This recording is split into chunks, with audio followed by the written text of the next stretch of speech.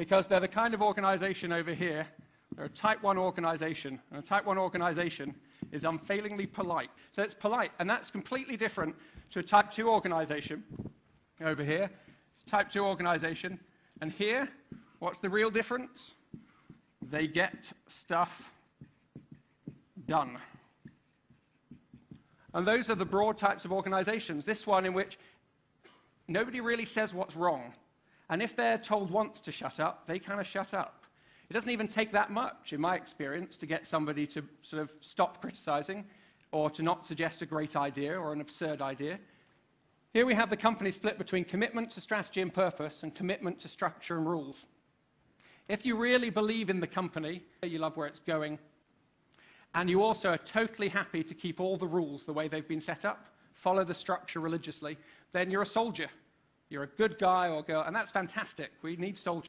If, on the other hand, you're not committed to the rules and you don't care whether the company succeeds, you're a rebel. And if you really want the company to succeed, you love its mission, but you're not sure that the rules really are helping, you're a bit of a maverick.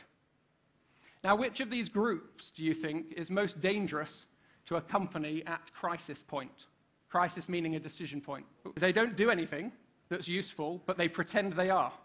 And those people right now are learning the language of change, and they're doing very well, and they'll be able to recite them, and you won't be able to tell at first who is who.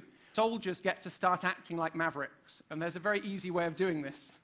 You just tell the soldiers that the new rule is to be entrepreneurial and break the rules. And then they are very obedient, and they get on with breaking the rules. You know, 1 rule a day I will break religiously. Some companies are like this. This is how far I can get to your business, about here or maybe outside the door. But you know, nowadays, we're a bit more collaborative, so I get this close.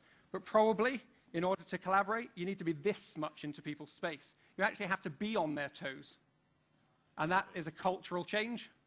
It's certainly a behavioral change to say, look, welcome to my space. You know, it's a bit uncomfortable. Definitely, of course, brush your teeth and have showers, you know, in a corporate sense, but you need to be this close. The power to win essentially comes from connecting people inside and outside the organization with imagination and a certain amount of sort of cheeky entrepreneurial boldness. Thank you very much for your time this morning. And it was this pattern that Harvard Business School professor Clayton Christensen called disruptive innovation. And I believe that if we apply these ideas to healthcare, we can also figure out how to make healthcare affordable too.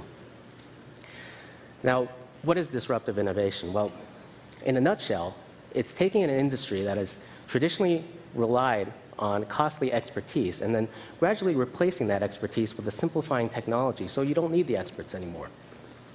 Put a different way, it's using technology to enable people to do more for themselves, things that they used to have to pay others to do for them. So that's disruptive innovation. It basically makes products and services more affordable to more people who previously couldn't buy those products or services because they were too expensive or too complex. And yet, if it's such a powerful force in all these other service industries, why haven't we seen more of it in healthcare? And to answer that question, it really requires us to understand what's wrong with healthcare in the first place. I'm here to talk about what I think is the root cause of the problems of healthcare, about why it is that disruptive innovation hasn't happened to a larger degree in healthcare, and why it is that technologies in other industries seem to make things more affordable, yet in healthcare, things only seem to get more expensive. So I've spent several years of my life collaborating with a worldwide network of people interested in trying to come up with a definition or with a conceptual approach to health that would help us make decisions. And we are abandoning a definition that was proposed by the World Health Organization in 1948 that has remained unchanged since that time, that said that health is a state of complete physical, mental, and social well-being, and not just the absence of disease or infirmity. And that definition created a big problem for us because nobody can claim to be healthy. Who could say, I have complete physical, mental, or social well-being? Nobody. So if you have a little pain on your shoulder, if you're a little stressed, that's it. If you're wearing glasses, you are unhealthy. And you are condemned for the rest of your life to be unhealthy. If you develop a chronic disease, same thing, because chronic diseases by definition are incurable.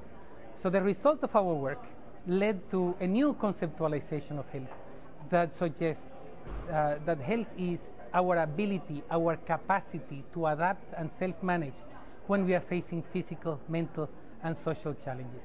So if you are wearing glasses, you can be healthy, you are adapted. If you have diabetes and you can self-manage your disease, you can be healthy. You can have multiple chronic diseases and be healthy.